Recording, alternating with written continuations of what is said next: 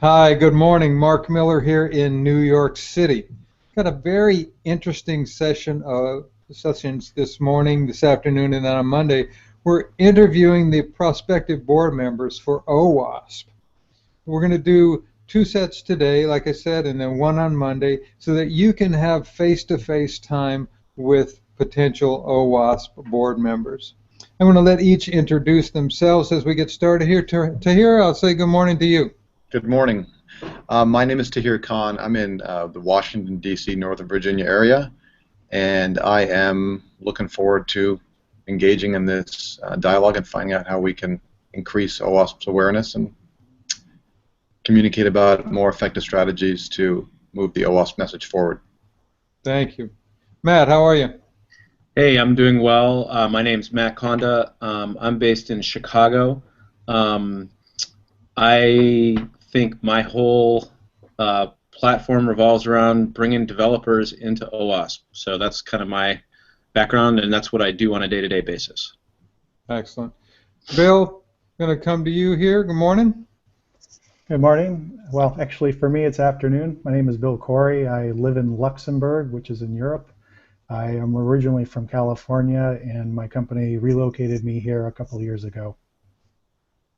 Well, it's not a bad place to be. If you like rain, it's awesome. All right. So I'm going to start with Tahir, because you're just on the right-hand side of my screen as I'm looking to here. Sounds good. One of the basic things that I want to start with is, what do you think is the most difficult challenge that OWASP is facing right now, if you had to pinpoint one thing? I would say, as with any organization, membership, awareness, and funding.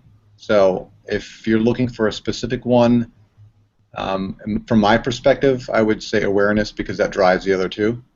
So that's the biggest challenge I see, is getting the name out there so people are aware of what OWASP does. Right now, from my perspective, the OWASP Top 10 has a lot of awareness, but people don't understand what OWASP actually does. They just heard of the OWASP Top 10, and that's something they have to check off when doing software development or be aware of, but they don't really understand what's behind it, the resources that are available from OWASP, and what kind of outreach and what kind of there's a lot of cheat sheets and information that's available, but they're not aware of it. They more of just look at it, tackle the problem their own way, and move forward.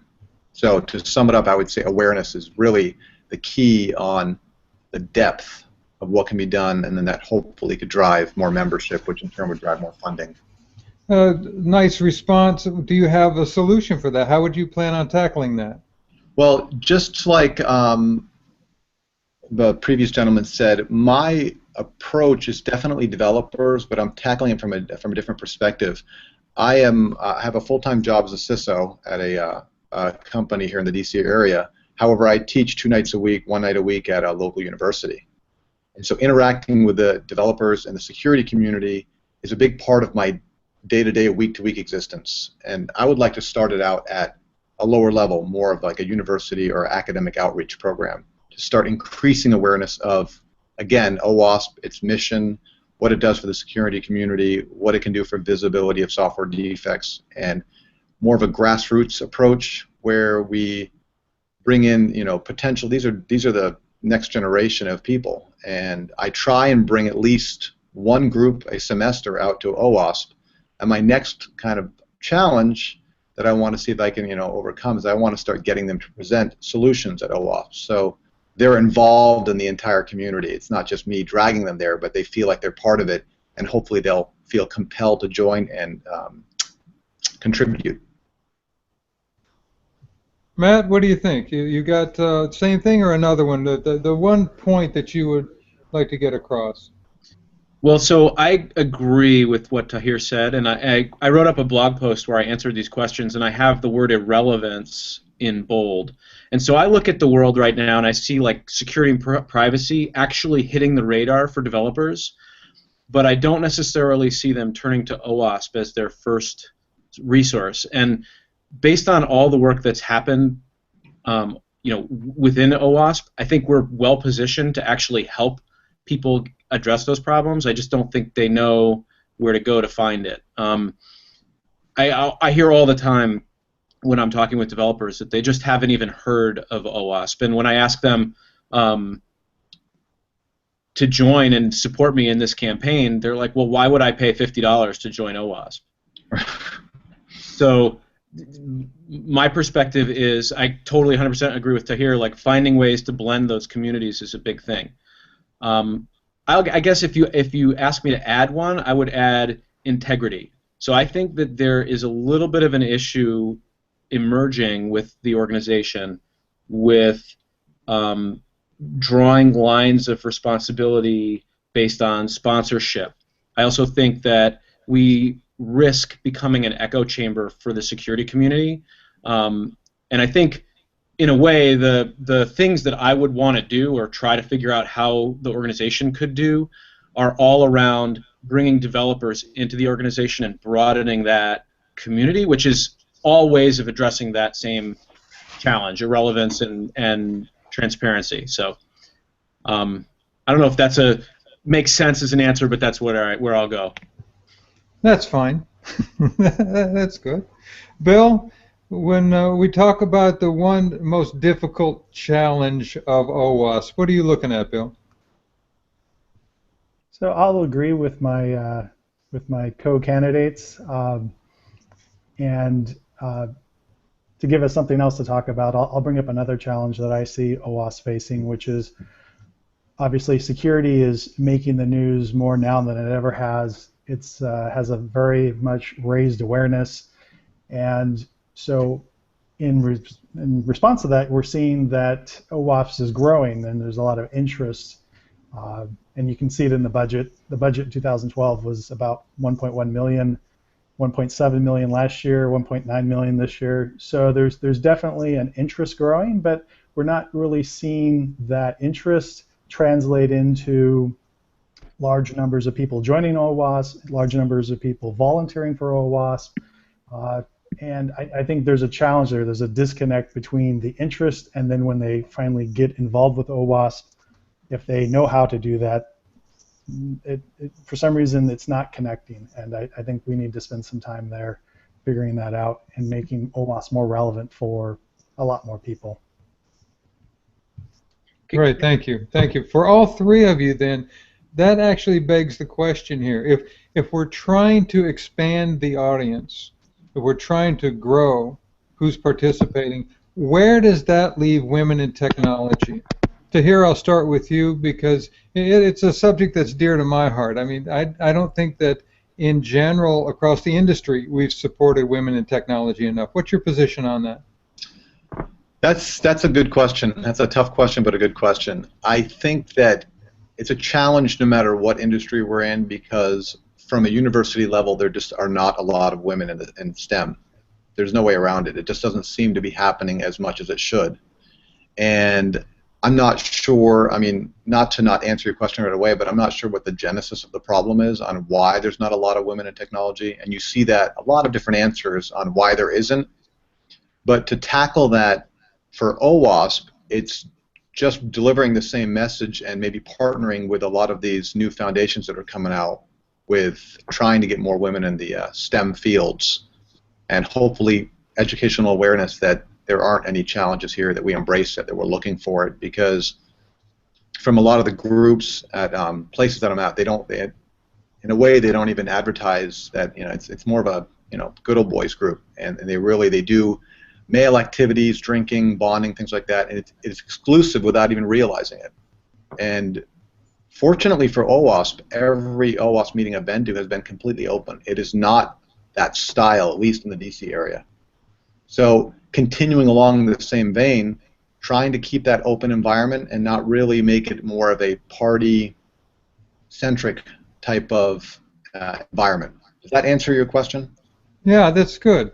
Matt, you've thought about this for a bit. What's your position here? Yeah, so it's funny, I wrote up an answer to the question about how do you believe you add diversity to the board, and I answered that I don't. But I did also cite there are things that the Ruby community does. In particular, in Chicago, there's a conference called Windy City Rails, where they've done things and created a surprisingly inclusive community. And so some of the things I note, and I don't know which ones would work for OWASP specifically, but I would definitely advocate considering them. And they include specifically seeking out trainers and speakers from underrepresented communities. So basically being proactive about finding people to speak and encouraging them to speak. Another is using a blinded talk selection process.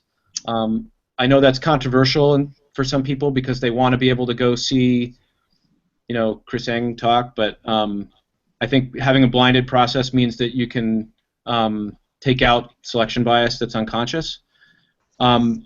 They also implemented a code of conduct, and it's actually pretty interesting. The first time they implemented it, people were not satisfied with it, and so there was sort of an uprising. I mean, they implemented a code of conduct, and it wasn't good enough, and then they updated it to address the people's concerns. So I thought that was pretty interesting. And again, I don't know exactly how that would play out with OWASP, but I think that's good. A couple of other things that I think would be possible potentially is funding scholarships to go to OWASP conferences or training, specifically building mentoring programs, and making sure that timing around events may be flexible, not always at the same time of day, etc. So I think there are a lot of things that we can do.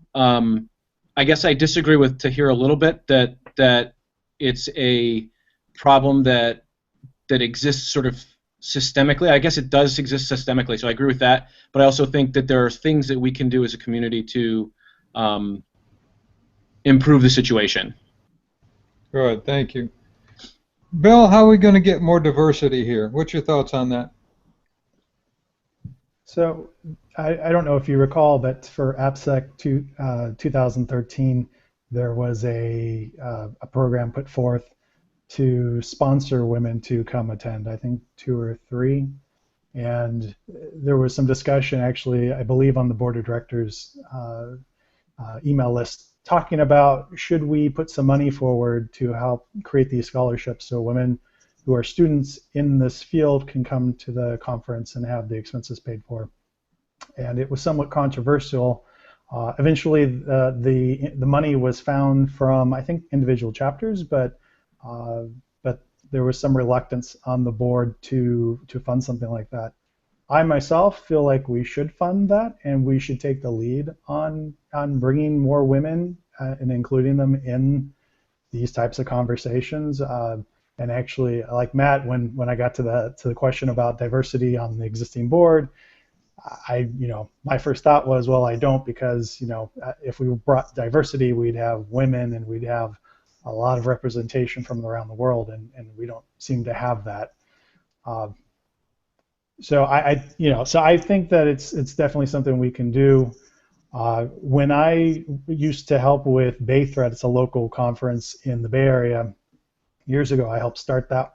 One of the very first things we wanted to do was make sure we got speakers who were across the board representative of the types of people you would meet, in society, and not necessarily the same sort of echo chamber type people you see everywhere.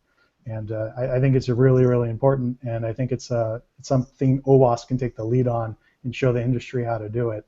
And it sort of saddens me when we're not doing that, and we're sort of taking the position instead that says, well, we give equal opportunities to everybody, and it's up to them to take advantage of it. So. Great, thank you, Bill. One of the big issues and questions in my mind along this same thread is, in theory, we have 44,000 members in this organization. Why is it so hard to get people to participate? And Tahir, I'll go with you first. I mean, you're a project lead. You've worked on these things. How can we get people to participate more in what we're doing?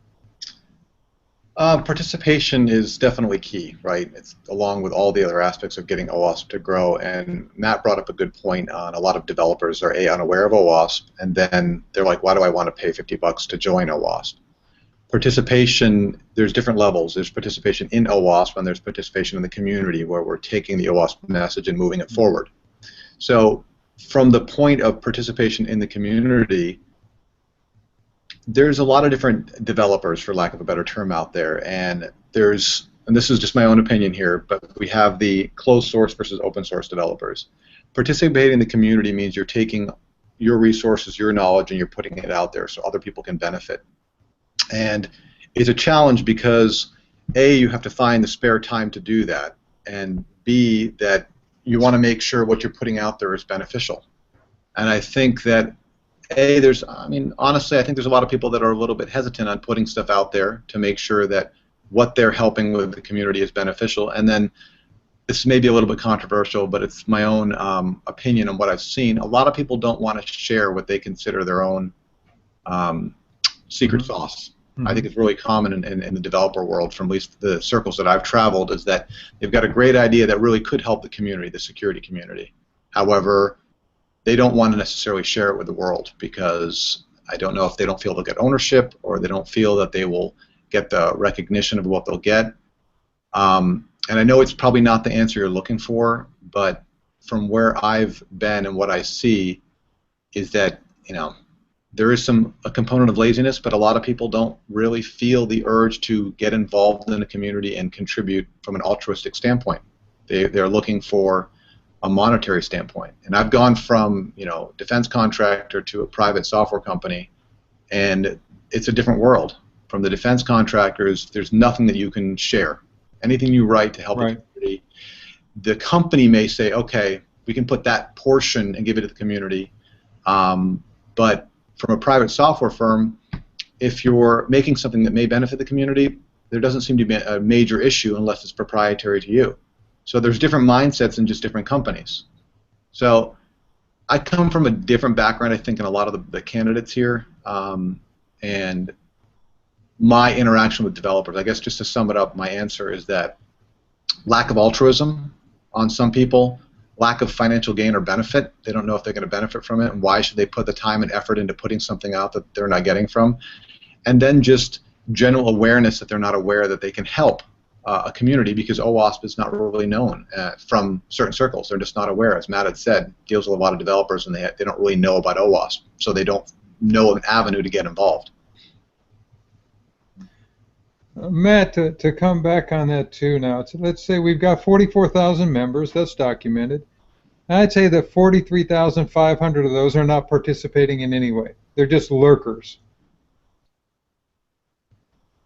So I guess the way that I would envision this working kind of fits with my overall vision for what I want to kind of push, and that is to find ways of supporting the local chapters, to reach out to local development organizations or meetups, to give sort of a more concrete rules of engagement, not necessarily rules to confine you, but rules to propose a possible bridge, to be able to say, hey, how about if one of the things your OWASP chapter does is find the local Ruby meetup, find the local Java users group, right, and go to those and meet with developers and try to share information with them. That's something I've done in Chicago.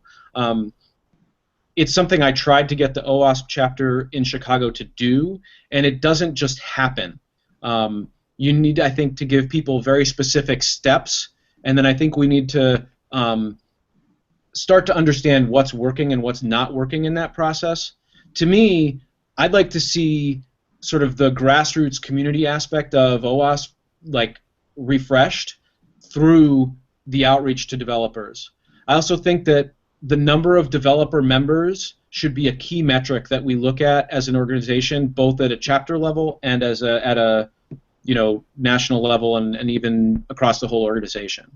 And I think doing that will help us to engage our volunteers, but then also to vastly expand the pool of volunteers if you can get developers to participate.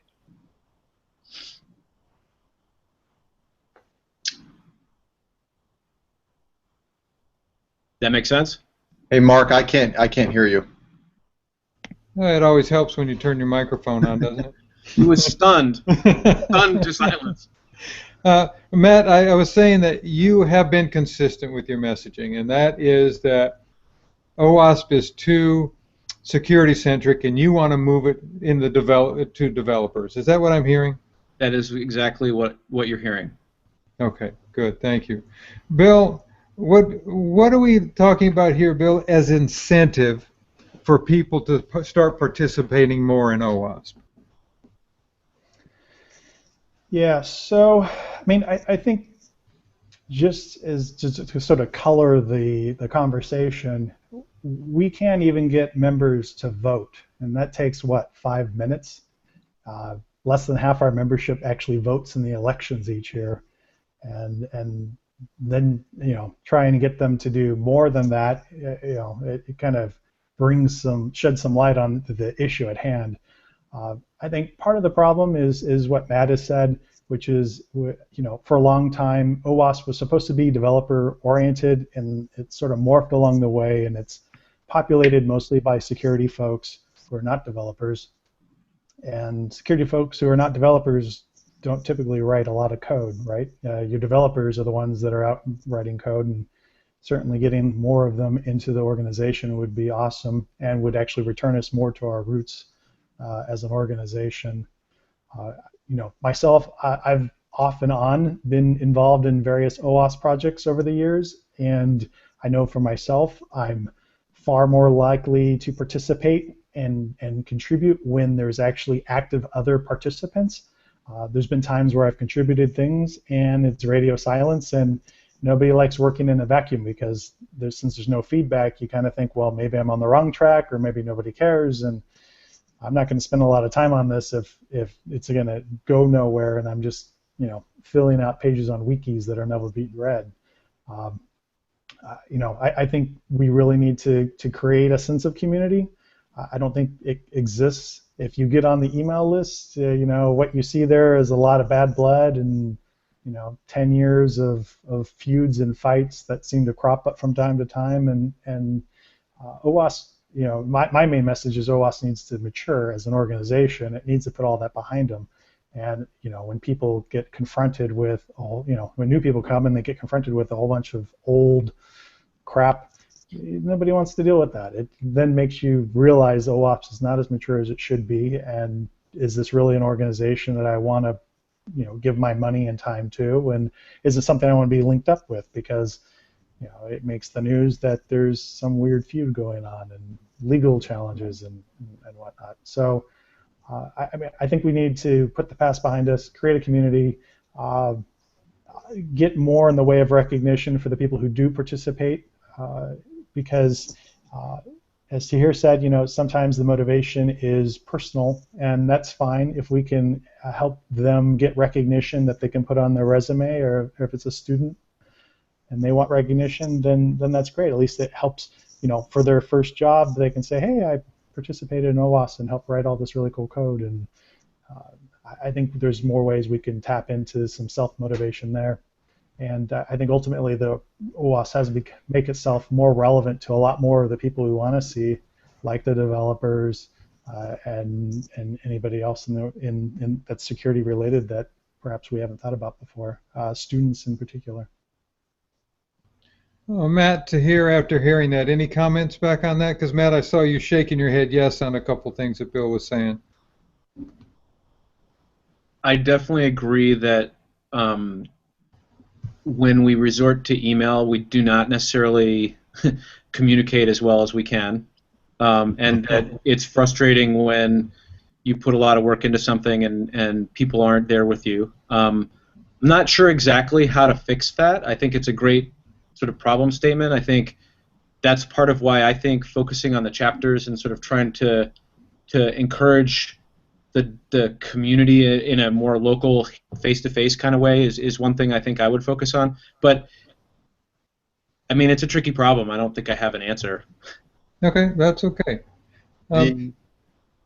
Tahir, I want to move into another direction here with a new type of question.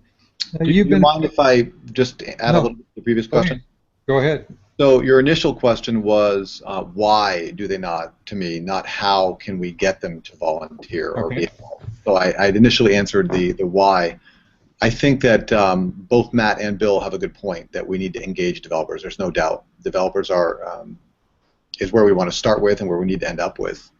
And the how we can get people to volunteer or be involved as opposed to have such a small percentage, again, agreeing with those guys, is that we need some sort of recognition for people. So my platform here really is starting like an academic outreach or a bi-directional dialogue with universities.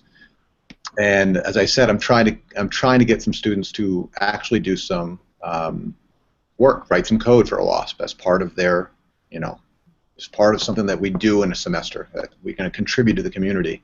And I'm doing it right now, but it's not mature enough yet. It's a process to kind of get in the right direction. So my goal or my solution to it would be, again, right back at the university level and try and get the new breed or fresh blood to get in there and volunteer, because as we're all aware of, there is stagnation.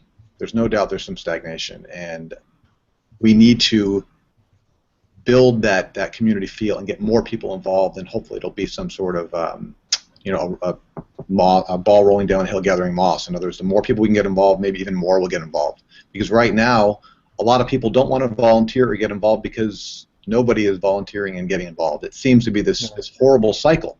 So I apologize for not answering it. I think I misunderstood the way you asked it. I think you asked why and not the how. But the how would be really to get more people to volunteer, which hopefully would get more people to volunteer, as crazy as that may sound.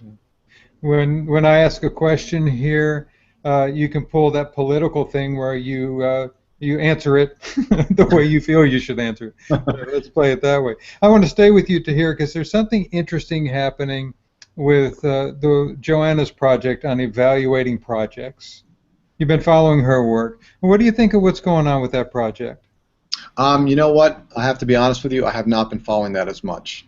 So Okay. I don't think I can give a real in-depth answer, and I don't want to just go look it up online and try and quickly figure something out. So That's okay.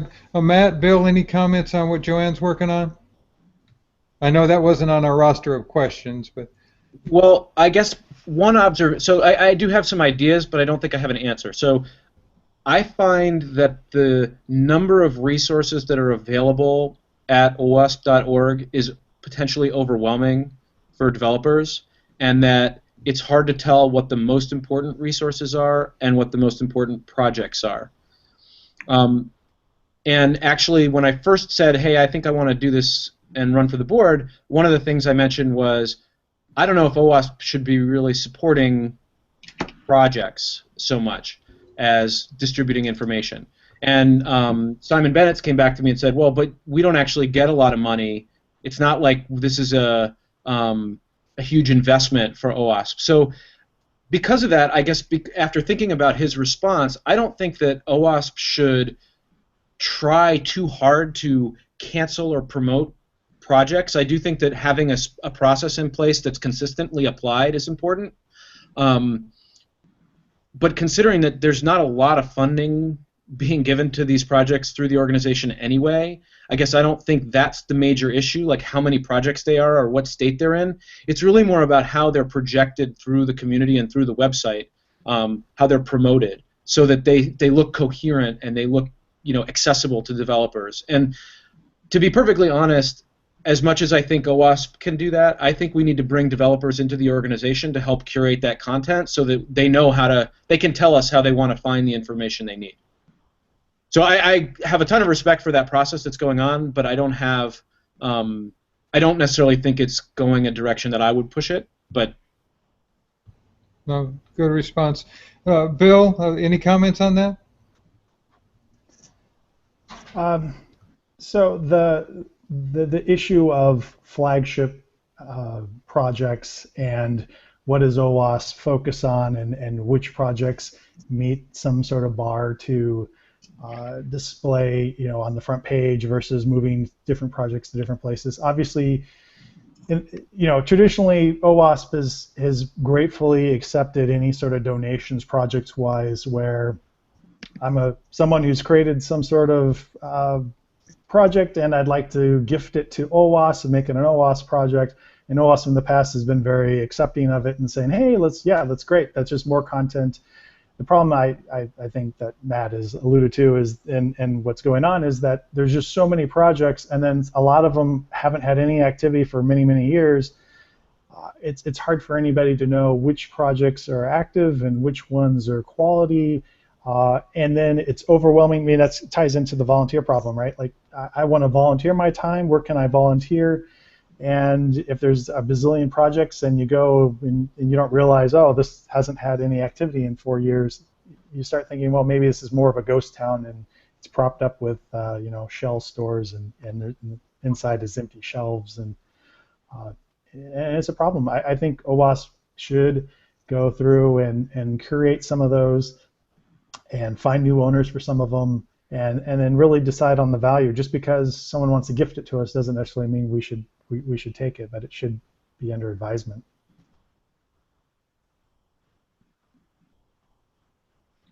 Yeah, I would agree, and I would definitely, if I can add, just say that I've pulled a bunch of projects and had very mixed experiences. So, as much as I respect the work that people put in to provide them, it's almost counterproductive for me to go get Horizon and try to use it for source code analysis, just as an example.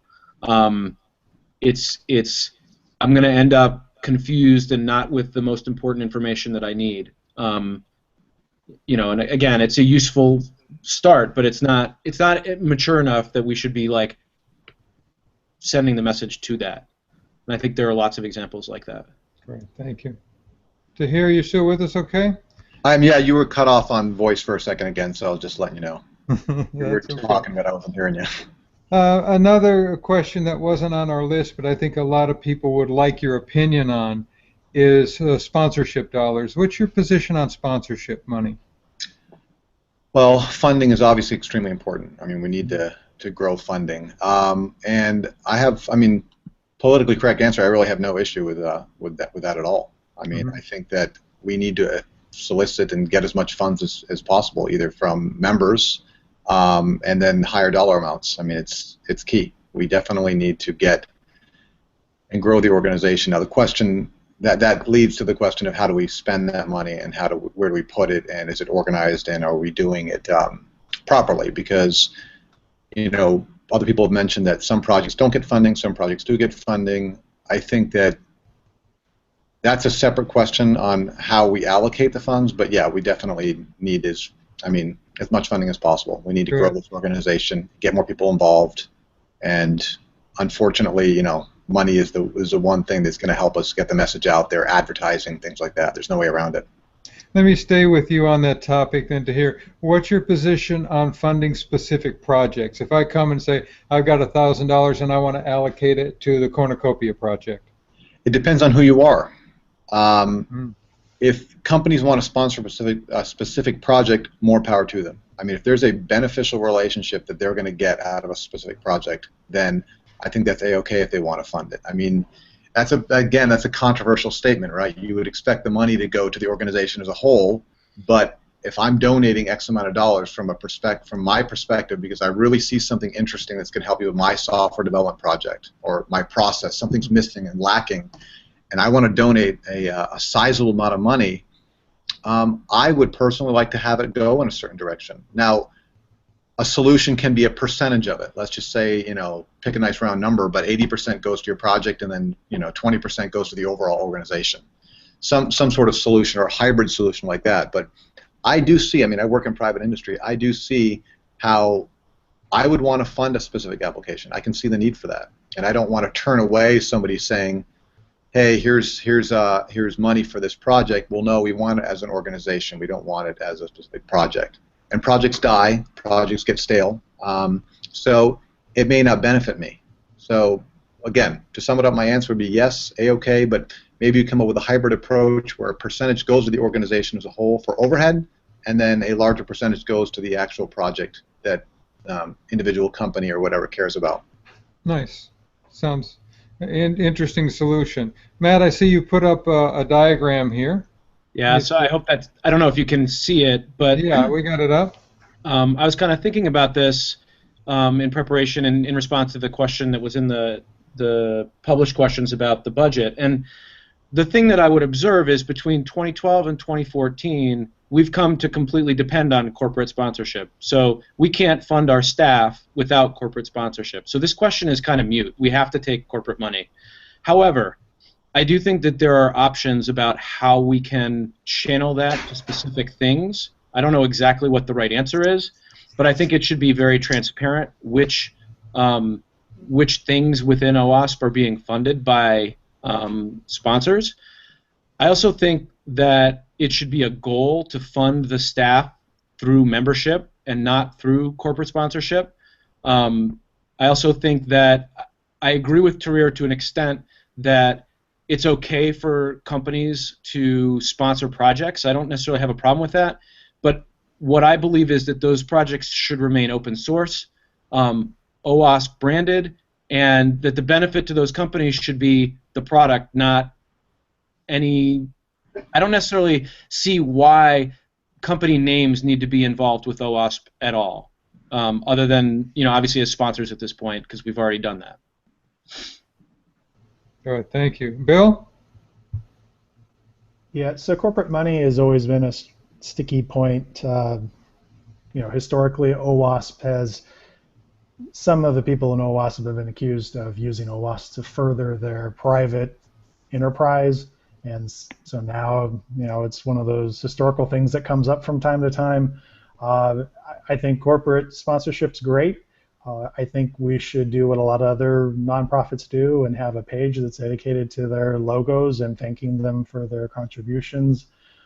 I'm a little nervous about allowing them to funnel funds for specific purposes for a couple of reasons. One, sometimes maybe that project doesn't necessarily need that much money, and then we'll be in the same position that the Red Cross was after, I don't know, one of the tsunamis. They had a whole bunch of funds that went to the Red Cross, and then they're like, well, we spent all the money we need for this, and we'd like to take this money and use it elsewhere for other disasters, but everybody got upset and said, well, I didn't give you money for other disasters, I gave it for this particular one, and so we might get in the same kind of thing where we actually have buckets of money that we can't touch that aren't being used, and we have other areas of the organization that could really use the money. So when you start ring fencing funds, it has problems down the road. And then if the project comes to a halt or something, then those funds just sit unused, or we have to return them back to the sponsor. So I'd rather see the money come to the top and then provide the money to whatever specific project it is, but then also have the option to use it elsewhere if there's if the need is greater. So I think that having that flexibility is much more important. Thanks. Let's go to a different tact here to hear one of the things that a lot of people are not aware of, or in depth not aware of, is the nonprofit status of OWASP. And the question I'll ask all three of you is, how aware of you are the nonprofit laws in the United States and how they affect how we run OWASP? I read, obviously, the general nonprofit links on how they affect us and the financial transparency and the things that you guys had put forth. So I'm not a nonprofit expert, but I have gone through the general stuff that you've put out there to get familiar with what we have to do and our transparency, things to that effect. Right, thank you. Matt, I did get your chat note. I would say the same. Basically, I'm not an expert in nonprofit, but I've been on boards for small organizations that are not private enterprise, and I do accounting for a business, so I sort of understand the financials and can put them in context. But I think it's an ongoing process to make sure that we're doing things according to the rules. That's why we do audits. All right, thanks, Bill. Yeah, so I've never been on the board of a nonprofit.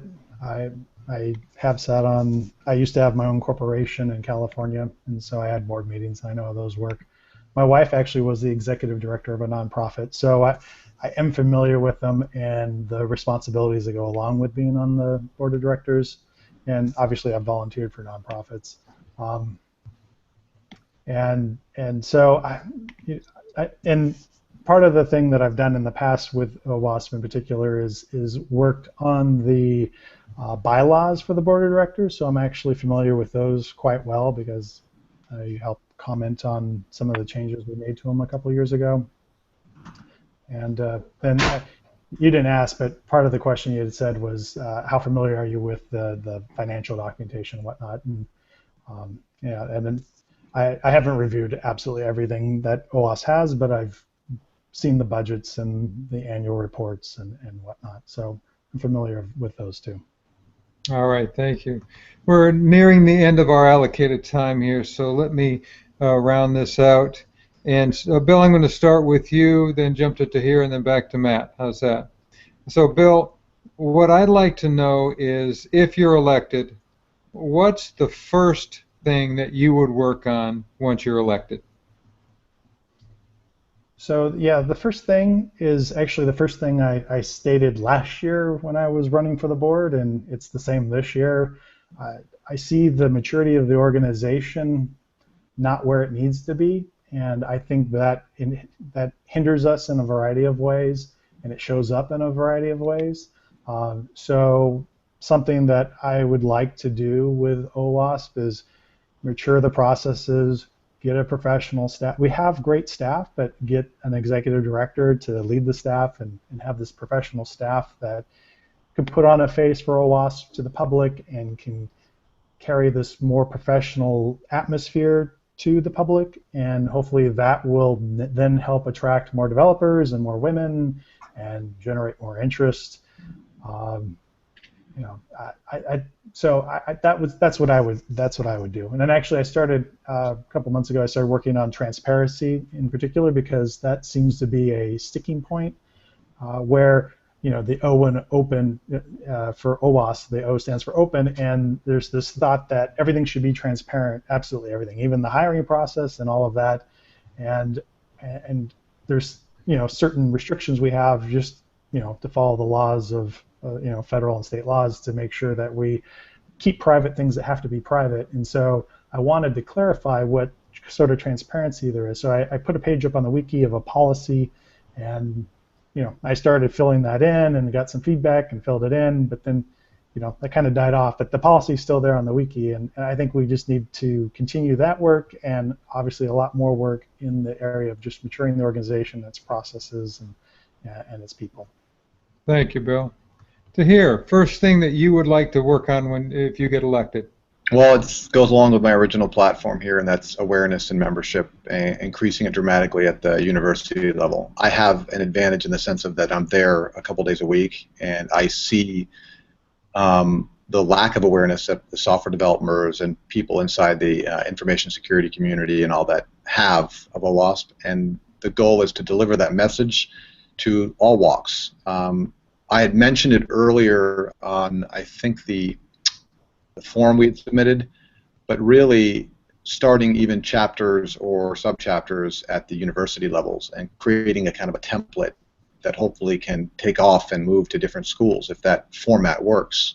So going along with what I was saying is it's that awareness, membership, which drives funding and involvement in the community at the university level is where I'd start. And I'd like to say one thing here is that I think that Matt and Bill would make great candidates. I mean, really, I've liked their responses personally. They've said some really good stuff, and I think that would benefit from anybody so far that I've interacted with on the community, on the board of directors. How funny, I was thinking the same thing. I was thinking, wow, I want to vote for these guys. Me three. Tough position, right? All right, thanks, Tahir. Yeah, there are 3 positions, so there you go. Well, I know who I'm voting for.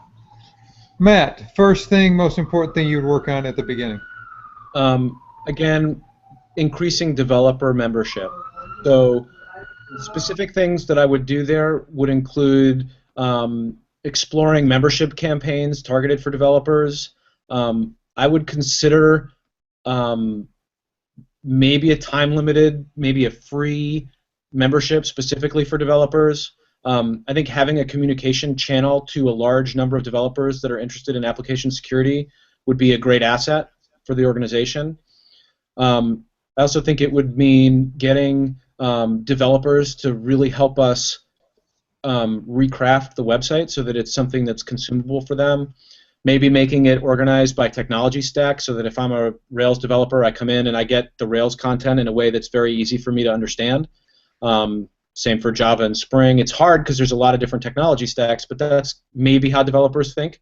I don't want to necessarily say I represent developers and try to make all those decisions. I just want to bring their voices in so that those changes can be made. Now, obviously, I can't guarantee it'll work, but that's the platform that I would advance. And I would agree with both what Bill and Tahir said. This has been a fun conversation, and it's nice to meet you guys, and I totally hope that you win. Well, thank you. Thank you so much. This is Mark Miller with the OWASP 24/7 podcast series. Been talking to 3 potential board members at OWASP. Gentlemen, thank you for your time. Appreciate it. Thank you. Thank you. All right. See you soon. Thanks. Hopefully at AppSec next week, right?